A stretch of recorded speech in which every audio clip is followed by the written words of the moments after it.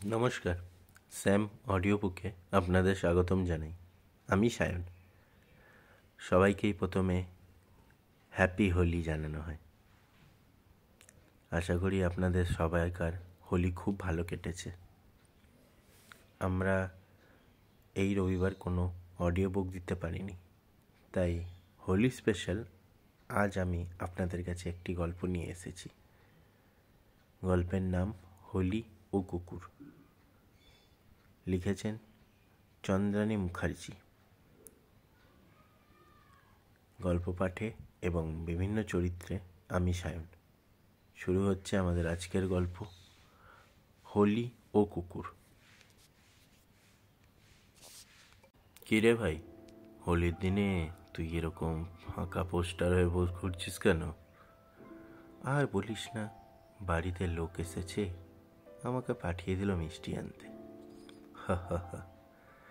যাকগে, ভালোই হলো, তোর সাথে দেখা হয়ে গেল। একটু হোলি খেলবি নাকি? এই ভাই, অল্প দিস। হ্যাঁ, আমার আবার ইদানিং খুব পিম্পল হচ্ছে। আর বাবা, এই মেয়েদের মতো ন্যাকা কান্না বন্ধ করতো। হোলির দিনে উনি পিম্পল দেখাতে এসেছেন। দাঁড়া, তোকে ভূতটা করছি। আরে আরে আরে ভাই, হয়েছে হয়েছে, আর দিস না, ঘরের লোক চিনতে পারবে না ভাই। থাম থাম এবার। হোলি হ্যাঁ। উফ, তুই আর শুধরালি না, চাইও না শুধরাতে। দাঁড়া, এবার কুকুরগুলোকেও একটু বসন্তের রঙে রঙিয়ে দিয়ে আসি। এই না ভাই, খবরদার ওদের গায়ে একদম রং দিবি না। কেন, তুই হঠাৎ এরকম কথা বলছিস কেন? কি সমস্যা হলো? সবাই রং খেলছে, ওরাও একটু না হয়ে খেলুক। ওরা কি তোকে বলেছে যে রং খেলতে চায় ওরা?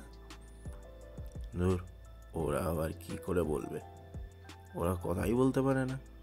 হ্যাঁ, ওরা তো কথাই বলতে পারে না, তাই বলেই তোদের মতো পাবলিক রং নিয়ে এই অসভ্যতামি করে ওদের সাথে। এইভাবে কেন বলছিস? আমি তো একটু রঙই দিতে চাইছি। না, দিবি না একদম। তোর এই একটু রং দেওয়ার জন্য ওদের কতটা ক্ষতি হতে পারে কোনো আইডিয়া আছে তোর? এমন করে বলছিস যেন ওরা তোর পোষা, তোর গায়ে একেবারে ফোসকা পড়ে যাচ্ছে যেন। হ্যাঁ, পড়ছে। যদি তুইও আমার মতো করে বুঝতিস তাহলে তোরও পড়তো। থাক থাক, আমার আর অত বুঝে লাভ নেই। আমি চললুম, তুই থাক এদের নিয়ে।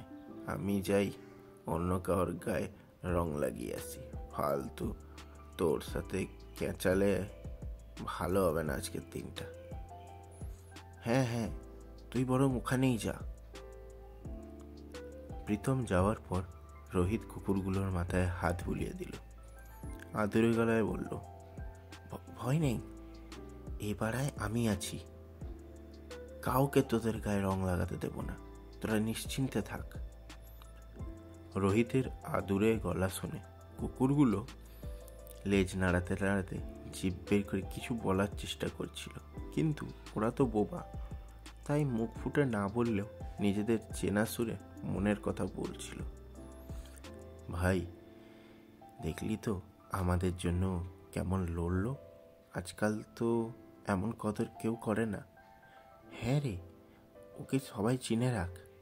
ওর কোনো দিন কোনো ক্ষতি হতে দিবি না, পারলে নিজেদের জীবনও দিয়ে দেব।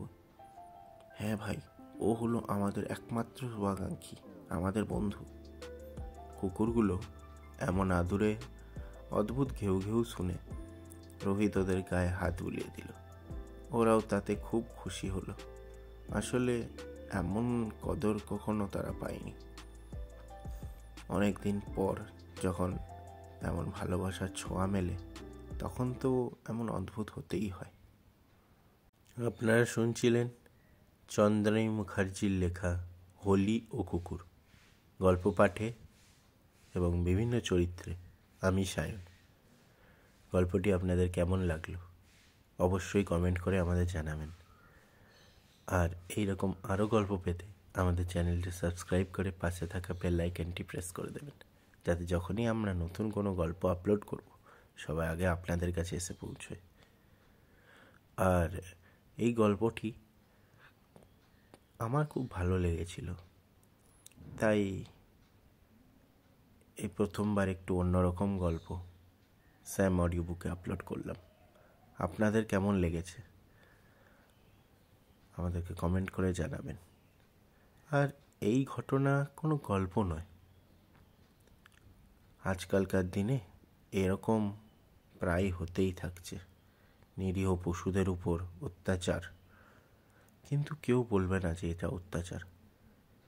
বলে একটু তো রঙই তো দিয়েছি এমন কি, কিন্তু এই একটু রঙের জন্য তাদের যে কতটা কষ্ট পোহাতে হয় সেই জিনিস আমি আপনি আমরা কেউ বুঝতে পারবো না, তারাই কষ্ট পাবে।